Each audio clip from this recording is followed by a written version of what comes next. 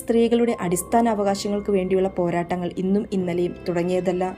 ക്രൂരമായ ബലാത്സംഗത്തിനിരയായി കൊല്ലപ്പെടുന്ന സ്ത്രീകളുടെ എണ്ണം ദിനംപ്രതി വർദ്ധിക്കുകയല്ലാതെ കുറയുന്നില്ല. 10 കൊല്ലങ്ങൾക്ക് മുൻപ് രാജ്യതലസ്ഥാനത്ത് കൊല്ലപ്പെട്ട നിർഭയയും ഇക്കഴിഞ്ഞ ഓഗസ്റ്റിൽ കൊല്ലപ്പെട്ട PG ഡോക്ടറും എല്ലാം ഉദാഹരണങ്ങളാണ്. രാജ്യത്തിൻ്റെ ചരിത്രത്തിലെയും നമ്മുടെ ഓരോരുത്തരുടെയും മനസ്സിലും മുറിപ്പാടായി മാറി ഇവരൊക്കെ. എന്നാൽ വർഷങ്ങൾക്ക് മുൻപ് നടന്ന ഒരു ക്രൂര പീഡനം, അരുണ ഷാൻബാഗ്, മറക്കാനാവില്ല ആ പേരും ദൈന്യത നിറഞ്ഞ ആ മുഖവും. സോഹൻലാൽ വാൽമീകി എന്ന നരാധമന്റെ ലൈംഗിക വൈകൃതത്തിനിരയായി അബോധാവസ്ഥയിലായ ഒരു പാവം നഴ്സ്, വിവാഹം ഉറപ്പിച്ച നാളുകളിൽ ആ സ്വച്ഛന്ത ജീവിതം സ്വപ്നം കണ്ട് കാത്തിരുന്ന ഒരു പാവം കന്നഡ പെൺകുട്ടി. ജീവിതം നിറമുള്ളതാക്കാനും വീട് സംരക്ഷിക്കാനും കർണാടകയിലെ ഹാൽദിപൂർ ഗ്രാമത്തിൽ നിന്ന് അരുണ മുംബൈയിലെ KEM ആശുപത്രിയിൽ നഴ്സായി ജോലിക്ക് കയറിയത് 1967. ശസ്ത്രക്രിയ വിഭാഗത്തിലാണ് അരുണ ജോലി നോക്കിയിരുന്നത്. ഇതേ ആശുപത്രിയിലെ ഡോക്ടറായ സന്ദീപ് സർദേശായിയുമായി അവൾ പ്രണയത്തിലായി. വിവാഹം നിശ്ചയിക്കപ്പെട്ടു.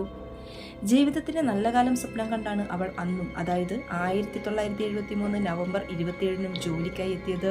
ആശുപത്രിയിലെ മുറിയിൽ വസ്ത്രം മാറുന്ന നിമിഷത്തെ അരുണയുടെ കഥ കേട്ടിട്ടുള്ള എല്ലാവരും ഇന്നും ശപിക്കും. അരുണയെ നിരന്തരം നിരീക്ഷിച്ചുകൊണ്ടിരുന്ന സോഹൻലാൽ വാൽമീകി എന്ന ക്രൂരനായ ആശുപത്രി ജീവനക്കാരൻ അരുണ എത്തും മുൻപേ ആ മുറിയിൽ കയറി ഒളിച്ചിരുന്നു. അരുണ എത്തിയതും അവളെ കയറി പിടിച്ച് കീഴ്പ്പെടുത്തി. നായയെ പൂട്ടുന്ന ചങ്ങല കൊണ്ടാണ് അയാൾ അരുണയെ ബന്ധിച്ച് അതിക്രൂരമായി പീഡിപ്പിച്ചത്. കഴുത്തിലെ കുരുക്കുമുറുകി അരുണയ്ക്ക് ബോധം നഷ്ടപ്പെട്ടു.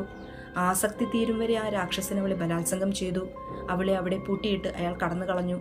പിറ്റേന്ന് ആശുപത്രിയിലെ മറ്റൊരു തൂപ്പുകാരനാണ് രക്തത്തിൽ കുളിച്ചു കിടന്ന അരുണയെ കാണുന്നത്. പെട്ടെന്ന് തന്നെ മികച്ച ചികിത്സ നൽകിയെങ്കിലും അവളിലെ പ്രജ്ഞ എന്നേക്കുമായി നഷ്ടപ്പെട്ടു കഴിഞ്ഞിരുന്നു. ആക്രമണത്തിൽ നട്ടെല്ലിന് സാരമായി പരിക്കേറ്റു.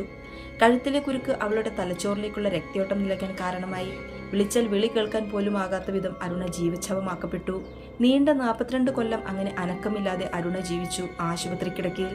അവളെ മൃതപ്രായയാക്കിയവനെ ശിക്ഷിച്ചത് മോഷണത്തിനും ജീവാപായമുണ്ടാക്കാൻ ശ്രമിച്ചു എന്ന കുറ്റത്തിനുമായിരുന്നു. ആശുപത്രി ഡീൻ നൽകിയ പരാതി അപ്രകാരമായിരുന്നു. കോടതി സോഹൻലാലിനെ 14 വർഷം തടവിന് ശിക്ഷിച്ചു. 1980 ശിക്ഷ കഴിഞ്ഞ് പുറത്തിറങ്ങിയ അയാൾ ദൂരെയെങ്ങോ പോയി വിവാഹം കഴിച്ച് സന്തോഷവാനായി ജീവിച്ചു. അരുണയുടെ അവസ്ഥയിൽ പ്രതിഷേധിച്ച് അന്നും നഴ്സുമാർ ഒന്നാകെ സമരത്തിനിറങ്ങി. അരുണയുടെ കഥ പുറം ലോകത്തെത്തിച്ചത് പിങ്കി വിരാനി എന്ന പത്രപ്രവർത്തകയായിരുന്നു. അരുണയ്ക്ക് ദയാവധം അനുവദിച്ചു കിട്ടാൻ പോലും അവർ നിയമ പോരാട്ടം നടത്തി. പക്ഷേ സുപ്രീം കോടതി ആവശ്യം നിരാകരിച്ചു. ഒടുവിൽ കാലവേഗത്തോട് അരുണ നടത്തിയ പോരാട്ടം 2015 മെയ് 18 അവസാനിച്ചു. കടുത്ത ന്യൂമോണിയ ബാധിച്ച് ആ പാവം മരണത്തിന് കീഴടങ്ങി. പേരുകൾ മാറി മാറി വരുന്നു, ഹാഷ്ടാഗുകൾ മാറി മാറി വരുന്നു, നീതി വേണമെന്ന ശബ്ദമുയരുന്നു, വീണ്ടും നിശബ്ദമാകുന്നു. ഇത് തന്നെയാണ് ആവർത്തിക്കുന്നതെന്ന് വേദനയോടെ പറയേണ്ടി വരുന്നു.